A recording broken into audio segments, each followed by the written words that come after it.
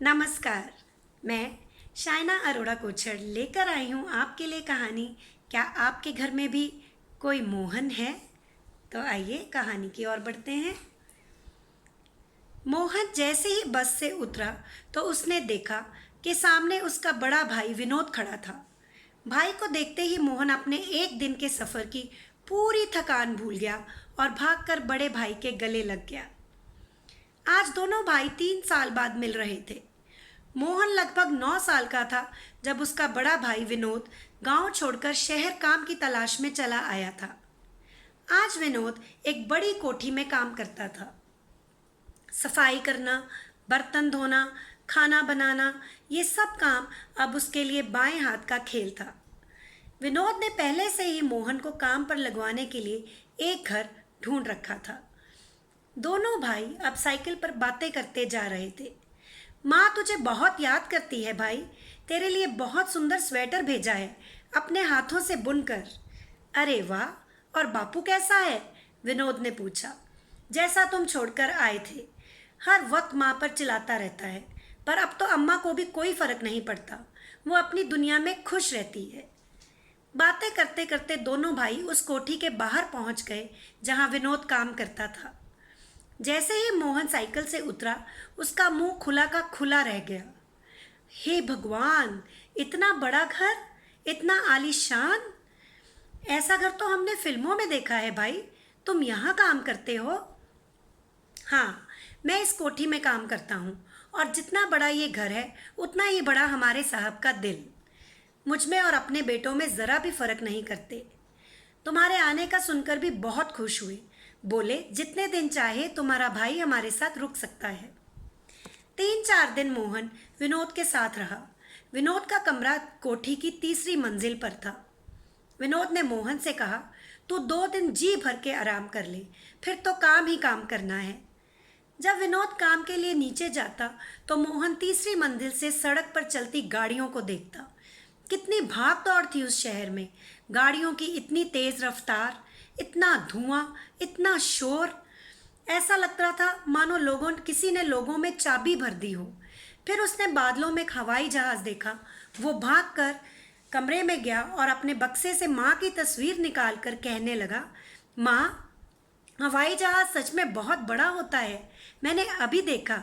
देखना, एक दिन मैं भी तुझे हवाई जहाज में लेकर बहुत दूर जाऊंगा। विनोद ने उसकी ये बात सुन ली और बोला, इतना ऊंचा मत उड़ मेरे भाई, गिरने पे उतनी ही गहरी चोट लगती है। फिर दोनों भाइयों ने मिलकर खाना खाया और खूब बातें की। आज मोहन ने विनोद की आंखों के सामने फिर से गांव की हरियाली की, वहाँ के पेड़ पौधों की, बहती नदी की, पशु पक्षियों की, मेलों की, झूलों की और यार दोस्तों की एक खूबसूरत तस्वीर खींच डाली थी। फिर विनोद ने अपने मोबाइल से माँ को फ़ोन लगाया। उधर से आवाज़ आई, विनोद बिटुआ, तेरा भाई अभी छोटा है रे, रात को इसका ध्यान रखना, अभी ना समझ है, रात के अंधेरे से भी डरता है, बत्ती जगा कर सोना, और अगर रात को बाहर गुसल खाने जाना हो तो तू साथ चले जाना। विनोद हंसकर बोला, अम्मा, यहाँ गुसल खाना बाहर नहीं है, कमरे के साथ ही है, तू घबरा मत, आराम से सो जा। ठीक है बिटुआ, तुम भी सो जाओ। अगली सुबह विनोद ने मोहन को जल्दी से जगाया। मोहन ने मंजन किया और फिर नहाकर जैसे ही बाहर आया, विनोद ने उसके बालों में तेल लगाया और कंघी करते हुए उसे समझाया, देख मोहन, किसी भी माहौल में ढलने में वक्त लगता है, तो मन लगाकर अपना काम करना, अपने मालिक का विश्वास बनाकर रखना, दिल में कभी खोट मत लाना। माँ हमेशा कहती है, इंसान पहाड़ की चोटी से गिरकर खड़ा हो सकता है, पर किसी की नज़रों से गिरकर नहीं। मोहन ने विनोद के पांव छुए और कहा, मैं वादा करता हूँ भाई, पूरी लगन और ईमानदारी के साथ काम करूँगा। 10 मिनट में दोनों भाई शांति निवास के बाहर पहुँच गए। विनोद ने घर की घंटी बजाई। मोहन इस वक्त थोड़ा सहमा हुआ था। विनोद ने उसकी तरफ देखा और आंखों से इस इशारा करते हुए उसे आश्वासन दिया। तभी अंदर से आवाज़ आई, कौन है, चले आओ। ये थे सूरज प्रकाश, घर के मालिक। बुलंद आवाज़, उम्र 65 वर्ष, घर से ज़्यादा इनका ज़्यादा वक्त घर के बगीचे में ही गुजरता था। बीवी से ज़्यादा इन्हें पेड़ पौधों से बातें करना पसंद था। विनोद ने कहा, नमस्ते साहब, इधर वो मैडम ने हमारी बीबी जी को फ़ोन पर लड़के के लिए बोला था, काम पर रखने को। ये मेरा भाई है, मैडम से मिलना था। इतनी देर में सरला देवी अंदर से आई। अरे, तुम तो मिसेस चड्ढा के यहाँ काम करते हो ना? जी मैडम, आपने वो लड़के के लिए बोला था। ये मेरा भाई है, अभी 4 दिन पहले ही गांव से आया है। सरला देवी के मिजाज कुछ अलग ही थे। नाक पर मक्खी बैठे ना बैठे गुस्सा हमेशा रहता था। ठीक है, क्या क्या कर लेते हो? अभी मोहन ने बोलना शुरू ही किया था कि सरला देवी की नज़र अपने घर के आम के पेड़ पर पड़ी। वो भागकर पेड़ के पास गई और बोली, अरे, ये आम तो कुछ कम लग रहे हैं। फिर आमों की गिनती करने लगी। अरे, कल तक तो 20 थे, आज 16। ज़रूर ये माली के बच्चा कल शाम को ले गया होगा। आने दो इसको, मैं बात करूंगी। ये कोई नई बात नहीं थी। सरला देवी हर किसी को शक की नज़र से ही देखती थी। कभी उसको लगता सब्जी वाला सब्जी महंगी दे रहा है, दूध वाला दूध कम देकर गया है, कार साफ करने वाले ने भजनों की सीढ़ी निकाल ली है और नौकर ने फ्रिज से दही खा लिया है। सूरज प्रकाश जी ने सरला देवी को हाथ जोड़े और चुपचाप अंदर चले गए। फिर सरला देवी ने विनोद से कहा, तुम कितनी पगार लेते हो?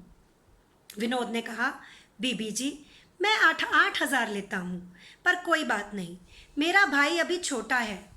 आपको जो सही लगे दे देना। बस मुझे इसी बात की तसल्ली है कि आप हमारी बीबी जी की सहेली हैं। ठीक है, इसे यहाँ छोड़ दो। इसका आधार कार्ड बना है या नहीं? जी बीबी जी, इसके बक्से में है। मोहन, तू बीबी जी को अपना आधार कार्ड दिखा देना। फिर विनोद ने मोहन के सर पर प्यार से हाथ रखा और कहा, मन लगाकर काम करना, दिल उदास मत करना। और फिर मैं 10 मिनट की दूरी पर ही तो हूँ। अगले महीने हम तेरे लिए मोबाइल फ़ोन भी खरीद लेंगे। मोहन ने भाई के पांव छुए और जब तक विनोद का साइकिल उसकी आंखों से ओझल नहीं हुआ, वो कोठी के दरवाजे पर खड़ा रहा। फिर वो घर के अंदर गया और चारों तरफ नज़र घुमाई। इतना खूबसूरत घर, लॉबी में 2 बड़े बड़े फूलदान जिनमें रंग बिरंगे फूल लगे थे, और ऊपर छत पर इतना सुंदर झूमर, शैंडलियर। फर्श इतना साफ कि टाइलों में वो अपना सहमा हुआ चेहरा देख पा रहा था। सामने सोफे पर संजय कुछ फाइल्स देख रहा था। जी हाँ, संजय, सरला देवी का इकलौता बेटा। वकील था, पर कोर्ट के मसले सुलझाने से ज़्यादा वक्त उसे घर के मसले सुलझाने में लगता था। कभी मम्मी पापा का झगड़ा तो कभी सास बहू की खटपट। सरला देवी ने संजय से कहा, ये नया नौकर है, कल पुलिस वेरिफिकेशन के लिए बोल देना। संजय ने हंसकर कहा, ठीक है मम्मी, पर कहीं पुलिस उल्टा आपको ही चाइल्ड लेबर के जुर्म में अंदर ना कर दे। सरला देवी हंस पड़ी, इसलिए क्योंकि ये बात संजय ने कही थी। अगर गलती से बहू ने बोला होता तो बस तौबा। संजय का स्वभाव बहुत अच्छा था। वो हर किसी से बहुत नम्रता से बात करता था। उसने मोहन से जैसे ही बात की, मोहन को उसमें अपने बड़े भाई विनोद की छवि दिखाई दी। तभी पूजा कमरे से बाहर आई। संजय ने कहा, मोहन, ये पूजा है, मेरी वाइफ। मोहन बोला, नमस्ते भौजी। पूजा ने कहा, नमस्ते। तभी सरला देवी बोली, तुम भाभी जी बोलो, भौजी अच्छा नहीं लगता। पूजा ने मोहन से कहा, कोई बात नहीं मोहन, तुम्हें जैसे अच्छा लगे तुम बोल सकते हो। संजय और पूजा की शादी को 6 साल हो गए थे। हुआ यूं कि जिस दिन पूजा की डोली आई, उसी शाम सरला देवी की 90 वर्ष की माता चल बसी। बस उस दिन से सरला देवी पूजा को खा जाने वाली नज़रों से देखती थी कि जैसे ही इसके पांव पड़े, माँ चल बसी। पूजा अपना बुटीक चलाती थी और लोग उसके काम से बहुत खुश थे। सरला देवी को उसके काम से वैसे तो कोई एतराज़ नहीं था, पर वो संजय से अक्सर ये बात कहती, 6 महीने का बच्चा छोड़कर बुटीक में घुसी रहती है, इतनी क्या आफत आई है, घर में पैसों की कमी तो है नहीं, पहले माँ का फर्ज निभाए फिर काम करे। संजय बोलता, क्या मम्मी, आप भी वैसे तो बहुत मॉडर्न बनती हो। आजकल हर लड़की काम करना पसंद करती है। और फिर पूजा का बुटीक तो घर में ही है। जब ज़रूरत हो बुला लिया करो। सरला देवी उसे जोरू का गुलाम कहकर चली जाती और संजय हंसकर बोलता, कौन, पापा? मोहन ने सरला देवी से सभी ज़रूरी बातें समझ ली थी। दूध वाला कब आता है, शाम की चाय कितने बजे बनेगी, सफाई कितने बजे शुरू करनी है, डस्टिंग के लिए कौन सा कपड़ा लेना है, दाल सब्जी कितनी बार धोनी है, कौन से कुकर में दाल चढ़ानी है और कौन सी कढ़ाई में सब्जी बनानी है। बीबी जी, अभी मुझे अच्छे से दाल सब्जी बनानी नहीं आती, लेकिन सीख लूँगा, मोहन ने दबी आवाज़ में कहा। पर हाँ, मैं रोटी बहुत अच्छी बनाता हूँ, बिल्कुल गोल, चांद सूरज की तरह, और परांठे भी सब बना लेता हूँ। ठीक है, तुम कल से अपना काम शुरू कर देना। अब खाना खा लो और सोने जाओ। सुबह 7 बजे नीचे आ जाना, पूरे 7 बजे। जब मोहन सरला देवी से खाना डलवाने डाइनिंग टेबल की तरफ गया तो टेबल पर पड़ी दाल, पनीर की सब्जी, आलू गोभी, रायता, रोटी, चावल और सलाद देखकर उसके मुंह में पानी आ गया। उसकी भूख एकदम से चमक गई। उसको पहली बार इतना खाना एक साथ देखने को मिला था। गांव में तो शादियों पर ही इतना खाना एक साथ मिलता था। बाप रे, कितना खाते हैं ये लोग एक दिन में, वो मोहन ने सोचा। फिर उसे ख्याल आया कि कुछ दिनों में उसे ये सब कुछ खुद पकाना होगा। तभी पूजा ने कहा, लाओ मोहन, प्लेट दो। पूजा ने उसकी प्लेट में दाल के साथ 2 रोटी रखी और साथ में चावल। फिर कहा, कुछ और लेना हो तो बता देना। मोहन का जी चाह रहा था कि वो पनीर की सब्जी खाए, पर वो कुछ कह ना पाया। फिर सूरज प्रकाश ने संजय से कहा, बच्चे को थोड़ा पनीर भी दे दो। सरला देवी ने सूरज प्रकाश की तरफ घूर कर देखा, पर तब तक संजय ने मोहन की प्लेट में पनीर डाल दिया था। मोहन रोटी लेकर सीढ़ियों में बैठ गया। खाना बहुत स्वादिष्ट था। फिर उसने रात के बर्तन धोए और कमरे में चला गया। छत पर जाते ही उसने चारों दिशाओं में नजर घुमाई। उसका मन हुआ कि आसमान में इंद्रधनुष की तरह कोई ऐसा पुल हो जिस पर चलकर वो विनोद के कमरे तक पहुंच जाए। कमरे में जाते ही उसे लगा जैसे पंखा, बल्ब, खिड़की और दरवाज़ा उसका स्वागत कर रहे हों और कह रहे हों, आओ मोहन, हम तुम्हारे नए दोस्त हैं। भले ही हम तुमसे बातें नहीं कर सकते, पर तुम्हारा ख्याल रख सकते हैं। मैं पंखा, दिन भर काम करने के बाद तुम्हारी कमीज पर जो पसीना होगा उसे एक पल में सुखा दूंगा। मैं बल्ब, तुम्हारे विचारों में ऐसी रोशनी भर दूंगा कि तुम कभी कमज़ोर ना पड़ो। मैं खिड़की, मुझे खोलते ही तुम्हें दूर अपनी मंजिल दिखाई देगी। और मैं दरवाज़ा, जिसे खोलते ही तुम ऐसी राह पर चलोगे जो शायद कठिन हो, पर तुम्हें तुम्हारी मंजिल तक ज़रूर पहुंचाऊंगा। फिर काफ़ी देर तक मोहन कमरे के बाहर बैठा रहा। आसमान बहुत खूबसूरत लग रहा था। चांद देखते हुए सोचने लगा कि उसकी माँ भी शायद उसी चांद को देख रही होगी। कितना अकेला महसूस कर रही होगी। बापू तो शायद सो गया होगा। और वो मेमना, वो तो मुझे ढूंढ रहा होगा। शायद आज उसे माँ से घास भी ना खाया हो। कितना उदास होगा वो।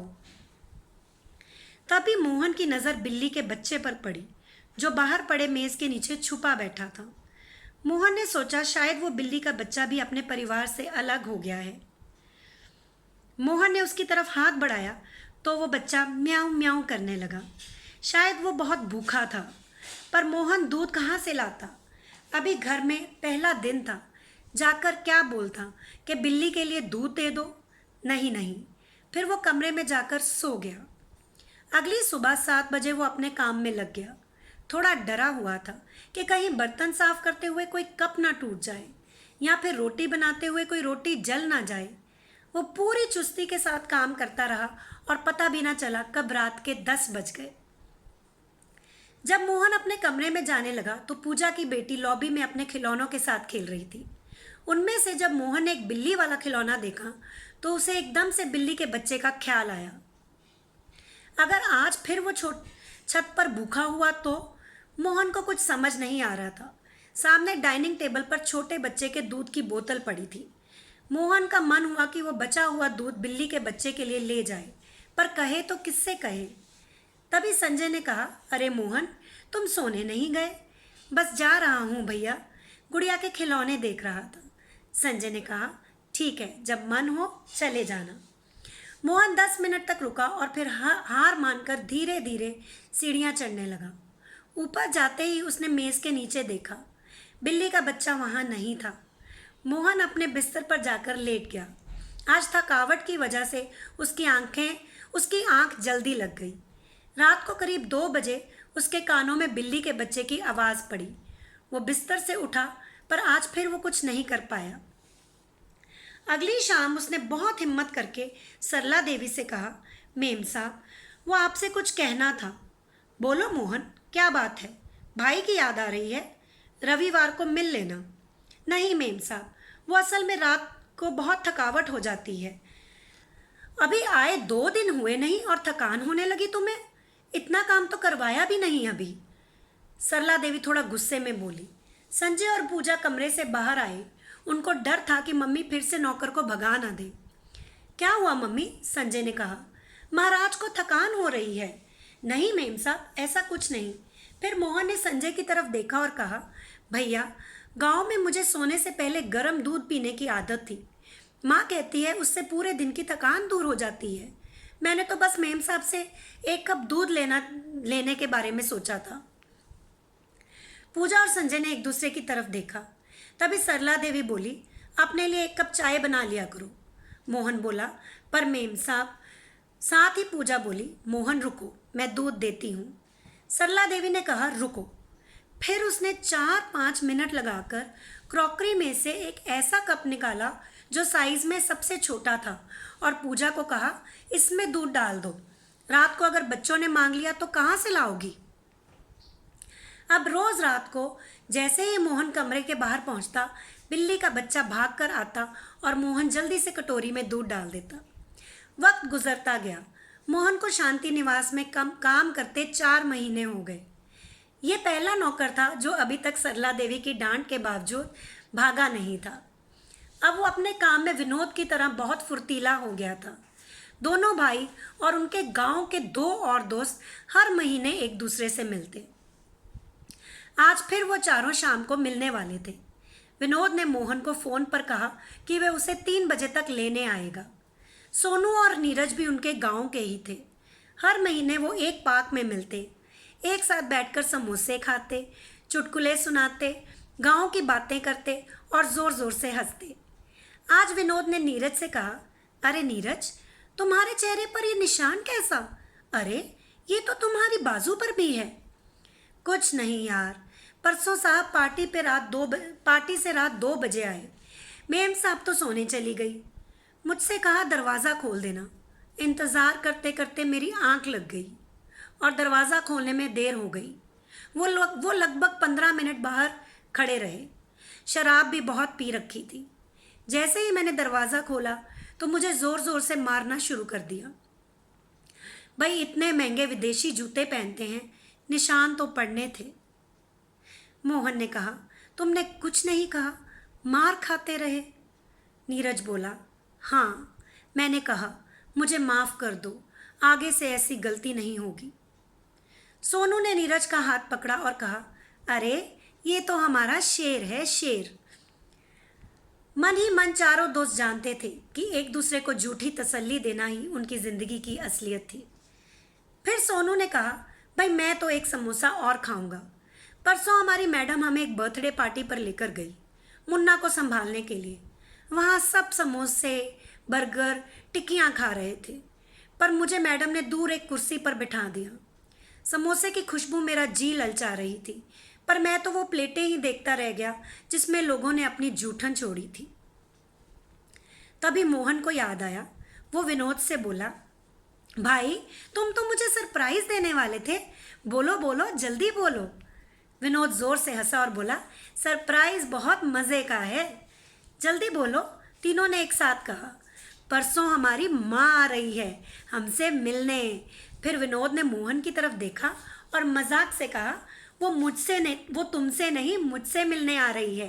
कह रही थी तुम्हें देखे 3 साल हो गए, मोहन तो अभी 4 महीने पहले ही गया है। आज मोहन बहुत खुश था। कोठे में जाते ही उसने ये बात सूरज प्रकाश को बताई। अरे ये तो बहुत अच्छी बात है, सूरज प्रकाश ने कहा। भाभी भाभी, परसों हमारी माँ आ रही है। वो हमारे भाई के साथ रहेगी और 4-5 दिन के बाद वापस चली जाएगी। बहुत उदास थी हम भाइयों के बिना। वाह मोहन, क्या बात है।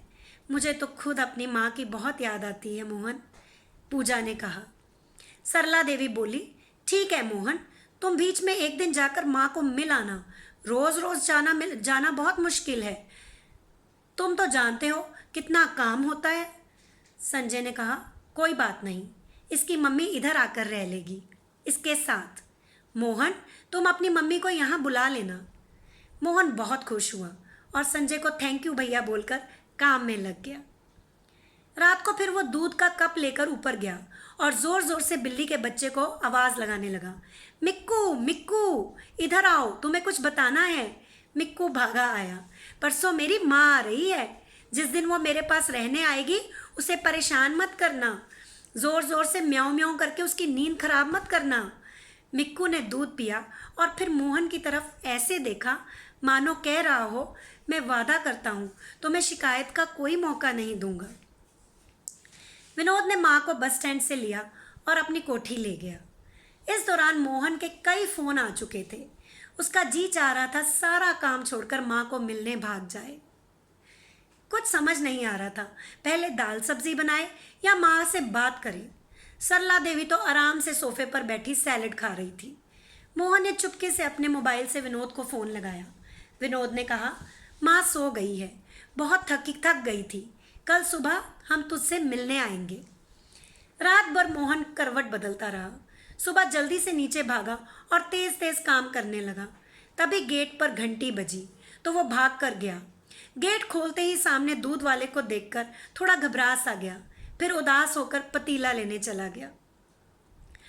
हार कर मोहन ने विनोद को फोन किया और कहा, माँ क्या सच में तुझसे ही मिलने आई है? विनोद जोर से हंस पड़ा और बोला, भाई दरवाज़ा खोल, हम बाहर हैं। मोहन ने भागकर दरवाज़ा खोला। सामने हरे रंग की साड़ी में उसकी माँ खड़ी थी। लाल रंग की बिंदिया, मांग में सिंदूर, लबों पर मुस्कान और ममता भरी आंखें। भैया आओ माँ आओ, मोहन ने कहा। आओ माँ आओ। मुझे तो विश्वास ही नहीं हो रहा। भैया ज़रा मुझे चूंटी तो काटो। गायत्री ने अंदर जाकर सरला देवी और सूरज प्रकाश के पांव छुए। राम राम बीबी जी। राम राम साहब, कैसे हैं आप? ठीक हूँ। तुम्हारा लड़का तो सुबह से इतना बेचैन है, सरला देवी ने कहा। जी घर में सबसे छोटा है ना, कभी मेरे बिना रहा नहीं, गायत्री बोली। सूरज प्रकाश भी वहाँ बैठे थे। बोले, मोहन तुम्हारा चेहरा तो बिल्कुल माँ जैसा है। मोहन हंस पड़ा। बैठो बैठो, खड़ी क्यों हो? सूरज प्रकाश ने कहा। गायत्री नीचे ज़मीन पर बैठने लगी तो सूरज प्रकाश ने कहा, नहीं नीचे मत बैठो। मोहन जाओ, अपने भाई और माँ के लिए कुर्सी लेकर आओ। सरला देवी ने सूरज प्रकाश से कहा, आप यहाँ क्या कर रहे हैं? जाओ कमरे में जाकर टीवी देखो। सूरज प्रकाश ये बिल्कुल नहीं चाहते थे कि सरला गायत्री को जलील करे या उसका दिल दुखाए। वो उनके घर की मेहमान थी जिसने उन पर भरोसा करके अपने जिगर का टुकड़ा उनके घर छोड़ा था। विनोद ने कहा, मैं अब चलता हूँ, अगर आपकी इजाज़त हो तो क्या आज माँ मोहन के पास रुक सकती है? हाँ, यही बेहतर होगा, सरला देवी ने कहा। छुट्टी मिलना थोड़ा मुश्किल है। विनोद चला गया और पूजा सबके लिए चाय बनाकर ले आई। चाय पीते ही गायत्री ने अपने बैग से बड़ा सा लिफाफा निकाला और सरला देवी को देते हुए कहा, बीबी जी, हमारे गांव में घर के बिल्कुल बाहर अमरूद का बहुत बड़ा पेड़ है। वहाँ के अमरूद बहुत मीठे हैं, आपको बहुत पसंद आएंगे। मैं तो आम भी लाने वाली थी, फिर मोहन ने बताया आपके खुद के घर में आम का बहुत बड़ा पेड़ है। तभी सूरज प्रकाश बोले, अच्छा, मोहन ने ये नहीं बताया कि बीबी जी पेड़ पर लगे आम दिन में कितनी बार गिनती हैं। फिर धीरे से बीवी के कान में बोले, देख लो सरला देवी, तुमने तो इन 4 महीनों में एक बार भी मोहन को अपने घर के आम नहीं दिए और उसकी माँ तुम्हारे लिए अमरूद का पूरा पेड़ उठा लाई। सरला देवी को कुछ समझ नहीं आया। आज पहली बार उसकी आंखों में थोड़ी शर्म थी। शाम तक गायत्री ने मोहन के साथ रसोई में काम किया। दोनों माँ बेटा बहुत खुश थे। रात को संजय ने कहा, मोहन 2 कप दूध गर्म कर लेना, तुम्हारी मम्मी को भी बहुत थकान हो गई होगी। सरला देवी चुप थी। वो आराम से सोफे पर बैठी अमरूद खा रही थी। गायत्री ने सीढ़ियों में जाते मोहन से कहा, तू कब से दूध पीने लगा? मोहन ने कहा, आओ बताता हूँ। ऊपर जाते ही उसने मिक्कू को आवाज़ लगाई। आज वो भागकर नहीं आया। मोहन ने जल्दी से मेज़ के नीचे देखा। क्या खूबसूरत नज़ारा था, कुदरत का करिश्मा। आज मिक्कू अपनी माँ के साथ चिपका बैठा था और उसकी माँ अपनी पूंछ के साथ उसको सहला रही थी। गायत्री ने मोहन से कहा, मोहन मैं सच में बहुत खुश हूँ। तुम दोनों भाइयों को इतने अच्छे घरों में काम मिला। गांव में मुझे तुम्हारी चिंता खाई जा रही थी। अब मैं पूरी तसल्ली के साथ गांव वापस जा सकती हूँ। मोहन ने कहा, माँ क्या हम साथ नहीं रह सकते?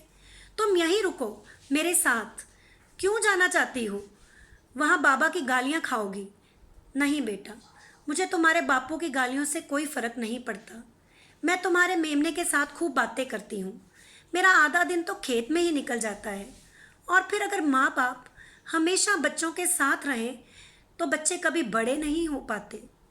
ज़िंदगी में एक ऐसा वक्त ज़रूर आता है जब हर बच्चे को अपनी माँ की उंगली छोड़कर खुद चलना पड़ता है। अगर मैं तुम्हारे साथ रही तो तुम हर कठिनाई में मेरे पास भागे आओगे, लेकिन मेरे बिना तुम उसी कठिनाई का डट कर सामना करने की कोशिश करोगे। माँ फिर हम हवाई जहाज़ पर कब बैठेंगे? बेटा ये ज़रूरी नहीं कि हर इंसान का हर सपना पूरा हो।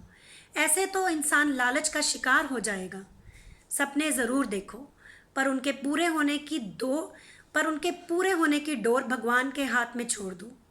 क्या तुम चाहते हो कि भगवान तुम्हारे पैरों से तुम्हारी खुद की ज़मीन छीनकर तुम्हें एक अजनबी आसमान दे? हवाई जहाज़ उन लोगों के लिए है जो अपने देश की मिट्टी छोड़कर अनजान देशों में बसना चाहते हैं। मोहन के कानों में माँ की बातें मिश्री की तरह घुल रही थीं। रात का 1 बज रहा था। संजय लॉबी में बैठा काम कर रहा था। तभी सरला देवी अपने कमरे से बाहर आई। मम्मी तुम सोई नहीं? नहीं बेटा, मुझे नींद नहीं आ रही। संजय क्या मैं सच में बहुत बुरी हूँ?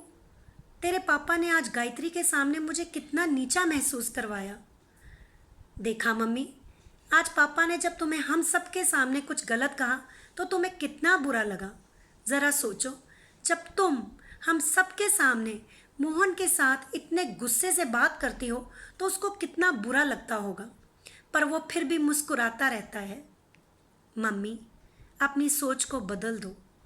पेड़ पर लगे आम रोज़ गिना करो, लेकिन इसलिए नहीं कि कोई चुरा ना ले, बल्कि इसलिए कि कितने आम तुम औरों में बांट सकती हो। फ्रिज में पड़ा दूध नहीं देखकर घमंड मत किया करो। बस हाथ जोड़कर भगवान का शुक्र किया करो कि घर में इतनी बरकत है। जानती हो, कबीर जी ने अपने दोहे में कहा है, साबुन ले ले पानी ले ले, मलमल काया धोई, अंतर घट का दाग न छूट्यो, कैसे निर्मल होई। इसका अर्थ है, तन को धोने की बजाय मन को निर्मल करो माँ, वो ज़्यादा ज़रूरी है। सरला देवी की आंखों से आज पहली बार पश्चाताप के आंसू बह रहे थे। अगले दिन गायत्री ने सरला देवी से हाथ जोड़कर कहा, चलती हूँ बीबी जी, मैं बहुत खुश हूँ कि आप मेरे बेटे को इतना प्यार करती हैं। आप सब मेरे बेटे का इतना ख्याल रखते हैं। फिर मोहन से बोली, तू बहुत खुशकिस्मत है मोहन, जो तुझे एक नहीं 2 माँओं का प्यार मिल रहा है। सरला देवी ने गायत्री से कहा, ये लो गायत्री, हमारे घर के आम बहुत मीठे हैं, तुम्हें पसंद आएंगे। गायत्री के जाते ही सरला देवी ने पूजा को पहली बार पूजा बेटी कहकर बुलाया और कहा, बेटा ये चूड़ियाँ मेरी माँ ने तुम्हारे लिए दी थी। मेरे दिल के मैल से थोड़ी गंदी हो गई हैं, इन्हें धो लेना। फिर सरला देवी ने मोहन की तरफ देखा और हंसते हुए कहा, तो खड़ा खड़ा अपनी माँ का चेहरा देखता रहेगा या मेरे लिए चाय भी लेकर आएगा?